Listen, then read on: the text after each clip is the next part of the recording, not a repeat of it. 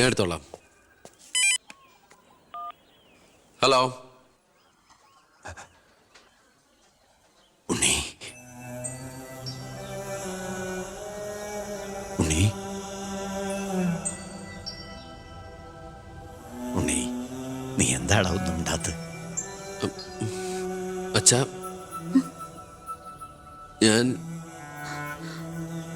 എനിക്ക് നിന്നെ ഒന്ന് കാണണം. ഞാനിപ്പോ ഡൽഹിക്ക് പോകാൻ വേണ്ടി എയർപോർട്ടിൽ പോകാൻ നിൽക്കുക. എന്തായാലും ഞാൻ അവിടെ വന്നിട്ട് നീ പോയാൽ മതി. ഉടനെ എത്താം. അച്ഛനാ, ആ ശബ്ദത്തില് പഴയ സ്നേഹവും വാത്സല്യവും ഒക്കെ എന്നെ ഉണ്ണീന്ന് അച്ഛൻ പണ്ടെങ്ങും വിളിച്ച് കേട്ടതാ. പിന്നെ ഇപ്പോഴാ ഇങ്ങോട്ട് വരണുണ്ടെന്ന്.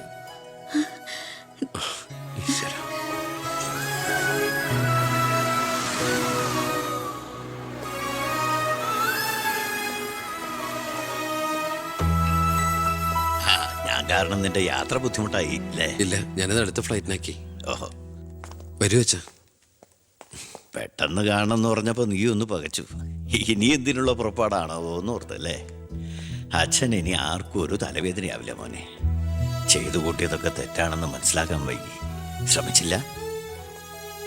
അധികാരത്തിന്റെ ലഹരിയിൽ പായായിരുന്നു ഇത്രയും കാലം. പ്രായമാകും തോറും കുട്ടികളുടെ മനസ്സാവുമല്ലേ?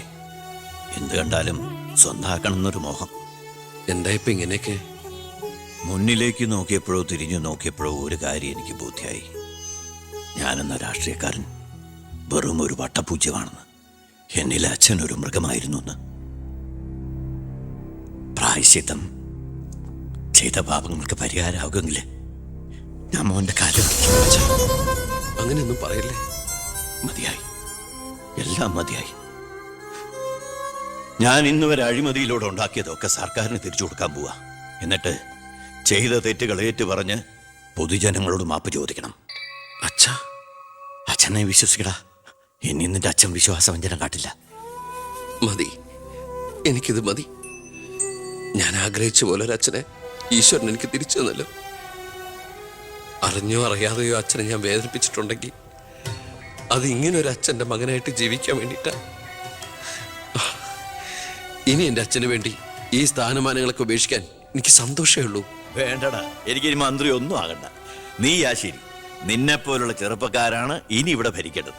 അടുത്ത തലമുറ നിന്നെ മാതൃകയാക്കുന്നത് നിറഞ്ഞ മനസ്സോടെ എനിക്ക് കാണണം. എന്നിട്ട് ഇങ്ങനെ ഒരു മന്ത്രിയുടെ അച്ഛനായിട്ട് ഇനിയുള്ള കാലം അഭിമാനത്തോടെ എനിക്ക് ജീവിക്കണം. ആ മോളെ, വന്നു കയറിയ മഹാലക്ഷ്മിയെ ആട്ടിപ്പായിച്ചവനാ ഞാൻ.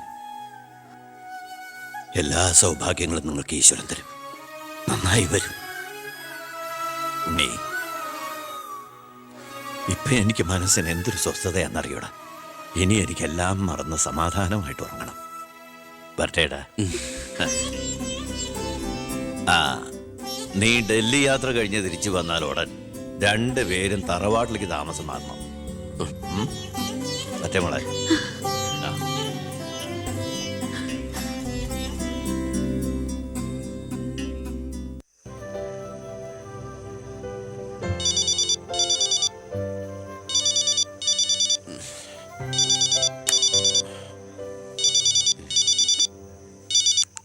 ഹലോ.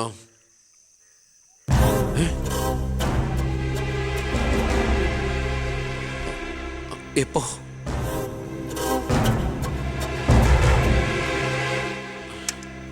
മുൻ വിദ്യാഭ്യാസ മന്ത്രി ബാലഗംഗാധര മേനോൻ കാർ അപകടത്തിൽ കൊല്ലപ്പെട്ടു.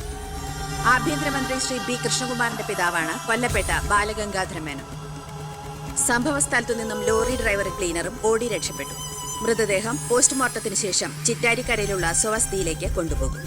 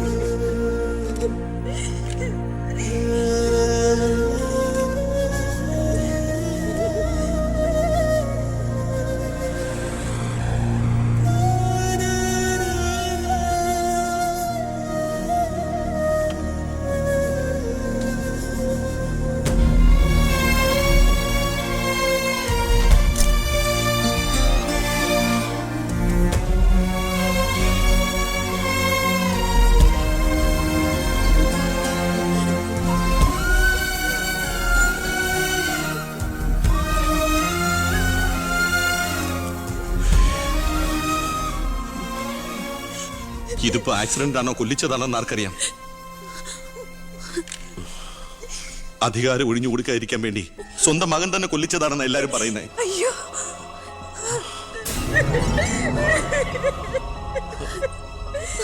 എന്നിട്ട് ആ സമയത്ത് ഒരു ഡൽഹി യാത്രയിൽ ആരും സംശയിക്കില്ലല്ലോ.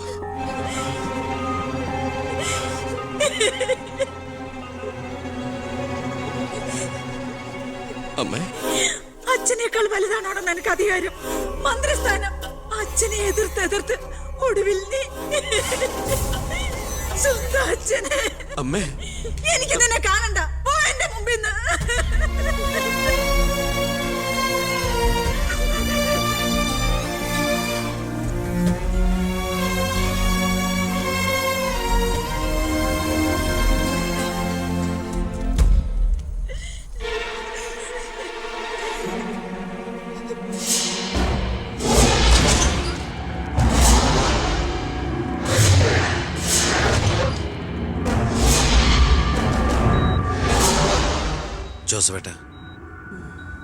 ജോസഫേട്ടൻ അച്ഛൻ്റെ കൂടെ എങ്ങനെയാ?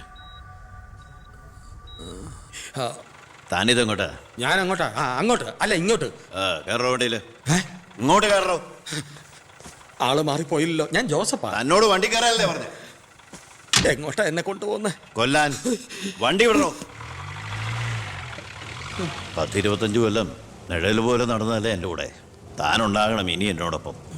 PA ആയിട്ടല്ല, നല്ലൊരു സുഹൃത്തായിട്ട്. സാറിന് വട്ടായോ? ഞാൻ ഉദ്ദേശിച്ച. താനൊന്നും ഉദ്ദേശിക്കണ്ട. ഇത്രയും കാലം എനിക്ക് വട്ട് തന്നെയായിരുന്നു. ഇപ്പൊ തിരിച്ചറിവ് വന്നു. എൻ്റെ മോൻ എൻ്റെ കണ്ണ് തുറപ്പിച്ചിടും. എന്റെ ഈശോയെ, ഞാൻ എന്തായി കേൾക്കുന്നത്? ലക്ഷ്മി എനിക്ക് സന്തോഷമായി കാണുമല്ലേ? അതല്ലേ രസം. ഞാൻ അവളോട് ഒന്നും പറഞ്ഞില്ല. ഒരു സസ്പെൻസ് ആയിക്കോട്ടെ. മകനും മരുമകളും പെട്ടെന്ന് വീട്ടിൽ വന്ന് കയറുമ്പോൾ അവൾ അന്തം വിട്ടു.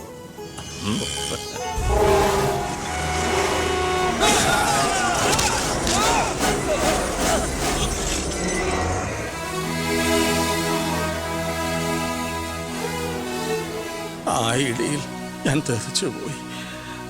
അതൊരു സാധാരണ ആക്സിഡന്റ് ആയിരുന്നെന്ന് എനിക്ക് തോന്നുന്നില്ല.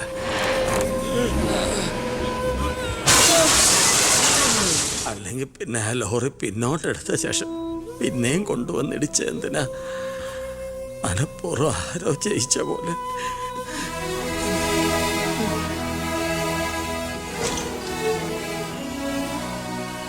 സർ, ഒരു കാര്യം,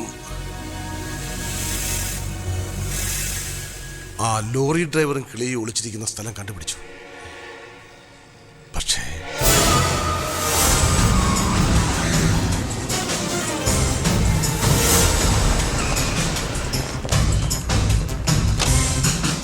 ആ ഗേറ്റ് ക്ലോസ് ചെയ്യൂ. ആരെയും വെളിയിലേക്ക് വിടണ്ട.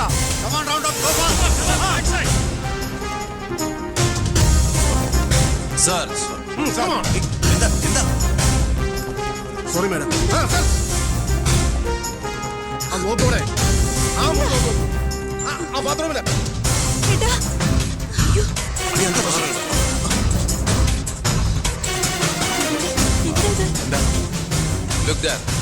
എന്താ പ്രശ്നം? ആരെങ്കിലും ഉണ്ടോ?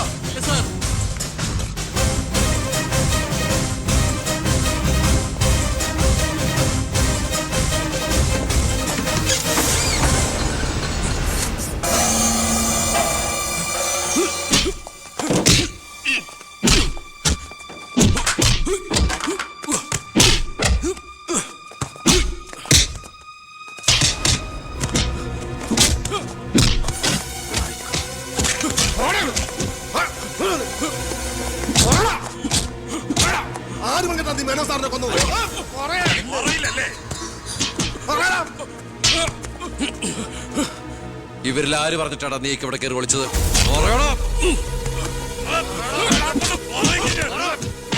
നിർത്തുന്നുണ്ടോ? അമ്മേ, എന്താ എന്താ ഇവിടെ? അമ്മേ, ഇവന് അച്ഛനെ, എന്നിട്ട് ഈ വീട്ടിൽ തന്നെ. വേണ്ട, നീ നിന്റെ പോലീസും ചേർന്ന് എന്നെ ബോധ്യപ്പെടുത്താനാണ് ഈ വേഷം കെട്ടെങ്കിൽ അത് വേണ്ട. നിനക്ക് എന്ന് തുടങ്ങിയടാ നിന്റെ അച്ഛനോട് ഇത്ര സ്നേഹം? ദയവ് ചെയ്ത് ഇവിടുന്ന് ഇറങ്ങി പോകുന്നുണ്ടോ? ഇല്ല, ഇവനെ കൊണ്ട് സത്യം പറയിപ്പിച്ചിട്ട് ഞാൻ പോവൂ.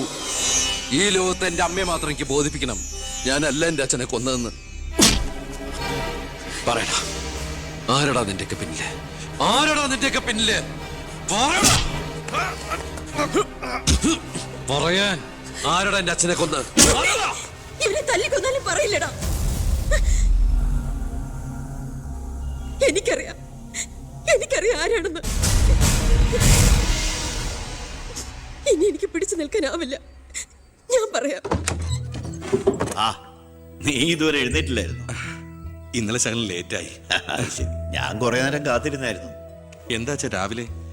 എനിക്കൊന്ന് അമ്പലത്തിൽ പോണം. അമ്പലത്തിലേക്കോ? അതെ, 20 കൊല്ലങ്ങൾക്ക് ശേഷം. പിന്നെ ഞാൻ ഇന്നലെ നമ്മുടെ ഉണ്ണിയുടെ അടുത്ത് പോയിരുന്നു. പരസ്പരം എല്ലാ വിഷമങ്ങളും പറഞ്ഞു തീർത്തു. അവൻ വെറും പാവാ മോനെ, ശുദ്ധഭാവം. ഇപ്പൊ എന്റെ മനസ്സ് മുഴുവൻ കുറ്റബോധ. നമുക്കെന്താടാ ഭ്രാന്തായിരുന്നു? ആവശ്യമില്ലാത്തതൊക്കെ ചിന്തിച്ച് ഒടുവിൽ നമ്മുടെ ഉണ്ണിയെ ഓർക്കുമ്പോ തന്നെ സഹിക്കാൻ വയ്യ. ഞാൻ ഇതുവരെ ഉണ്ടാക്കിയ കോടികളുടെ കള്ളപ്പണം മുഴുവൻ സർക്കാരിന് തിരിച്ചേൽപ്പിക്കാൻ പോവാ. എന്താ നീ എന്താ ഒന്നും മിണ്ടാത്ത? ഞാൻ എന്നും അച്ഛനെ അനുസരിച്ചിട്ടല്ലേ ഉള്ളൂ. അച്ഛൻ എന്തു പറയുന്നോ ഞാൻ അതുപോലെ ചെയ്യാം. ഇതുപോലെ തങ്കപ്പെട്ട മരുമക്കളെയും മോനെയും കിട്ടിയതാ എന്റെ സമ്പാദ്യം. എല്ലാം നല്ലതിനാണെന്ന് ഓർത്ത് സന്തോഷിക്കാം അല്ലേ?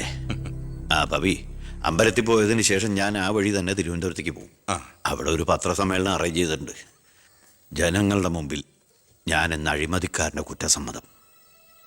എനിക്കിപ്പോൾ വേണ്ടത് മനസമാധാനം. മനസമാധാനം മാത്രം.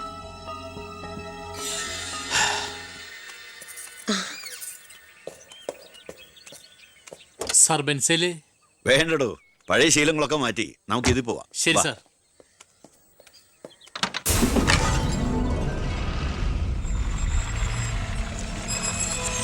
White ambassador KL1888 X minister Balagangadhara Menon 8 മണിക്ക് മുമ്പേ കാർ നാഷണൽ ഹൈവേ വഴി വരും.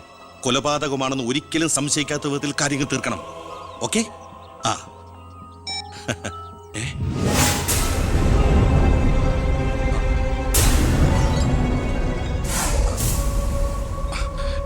നീ ഇവിടെ നിപ്പുണ്ടായിരുന്നോ?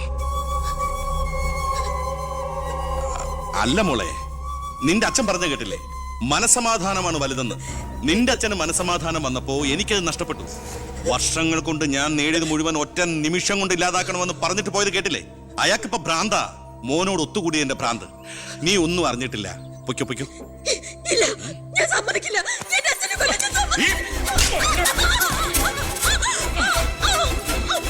ശബ്ദിച്ചു പോരുത്, കൊന്നുകളയും ഞാൻ. ഇത് പുറലോകം അറിഞ്ഞ നീ നിന്റെ പുന്നാര മക്കളും പിന്നെ ജീവനോടെ ഭൂമിയിൽ കാണില്ല. മനസ്സിലായി?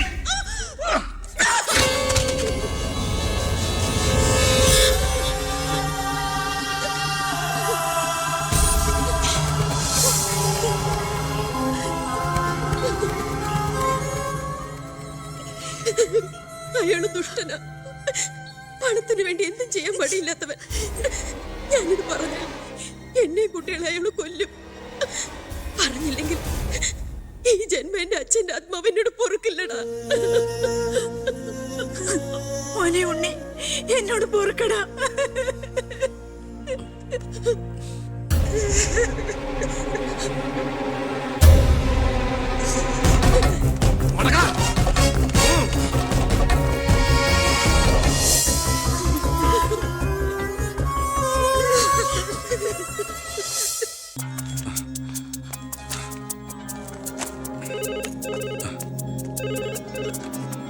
ഹലോ, സിംഗപ്പൂർ ഫ്ലൈറ്റിന് ഓക്കെ അല്ലേ? അടുത്ത ഫ്ലൈറ്റിൽ തന്നെ വേണം.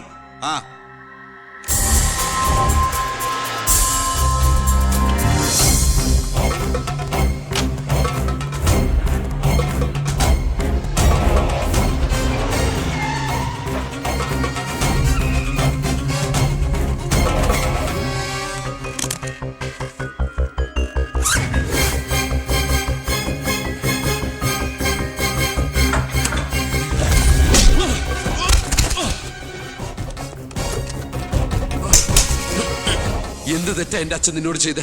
എന്തിനാ എന്റെ അച്ഛനെ ഞാനെന്ത് ചെയ്തെന്നാ? നീ ഒന്നും ചെയ്തില്ലല്ലേ?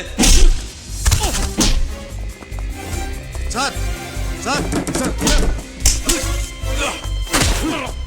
ആഹാ, അപ്പൊ ഏതാണ്ടൊക്കെ അറിഞ്ഞു അല്ലേ? പക്ഷെ ആ കൊലയ്ക്ക് പിന്നെ ഞാനാണെന്ന് നിനക്കൊരു കോടതിയിലും തെളിയിക്കാൻ കഴിയില്ല. അത്രയ്ക്ക് പ്ലാൻഡ് ആയിരുന്നടാ മർഡർ. ഇനി നീയാണ് എനിക്ക് പ്രശ്നമെങ്കിൽ കൊല്ലും ഞാൻ. എന്നിട്ട് കാശെറിഞ്ഞൊരു ബിനാമിയെ കൊലയാളിയാക്കി നിയമത്തിന് മുമ്പിൽ ഇട്ടുകൊടുക്കും. വെറുതെ എന്റെ യാത്ര മുടക്കരുത്.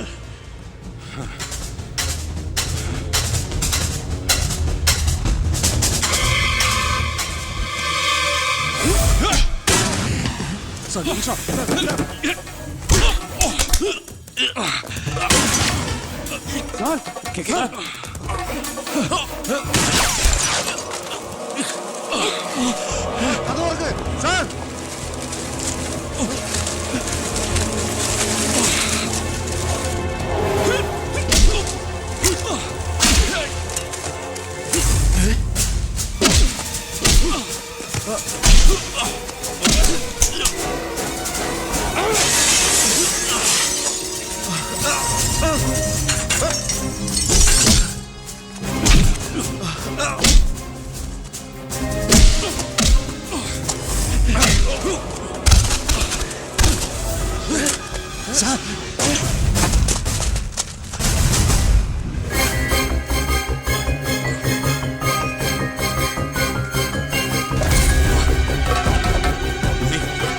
ഉണ്ണി,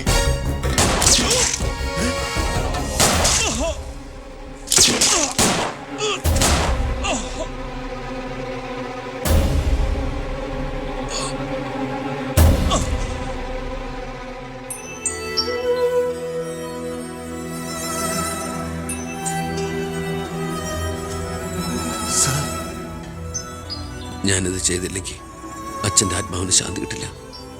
എന്ത് ശിക്ഷ ഏറ്റുവാങ്ങാനും എനിക്ക് സന്തോഷമേ ഉള്ളൂ. നോ സർ, സാർ ശിക്ഷ ഏറ്റുവാങ്ങി ജയിലിൽ കിടക്കേണ്ട ആളല്ല. നിങ്ങളെപ്പോലൊരു മന്ത്രിയെ ഈ നാടിന് ആവശ്യം. ജനങ്ങൾ അത്രമാത്രം പ്രതീക്ഷ സാറിന് അർപ്പിച്ചിരിക്കുന്നു. ഒരുപാട് നന്മകൾക്ക് വേണ്ടി ഇത് നമുക്ക് മറക്കാം സാർ. അതെ സർ. ഹോം മിനിസ്റ്ററെ പ്രതി കരുതിക്കൂട്ടി വിളിച്ചു വരുത്തി അറ്റാക്ക് ചെയ്തു. ആസ് എ സെക്യൂരിറ്റി ഓഫീസർ എനിക്ക് അയാളെ കൊല്ലേണ്ടി വന്നു. CRPC 130, 131 FIR closed.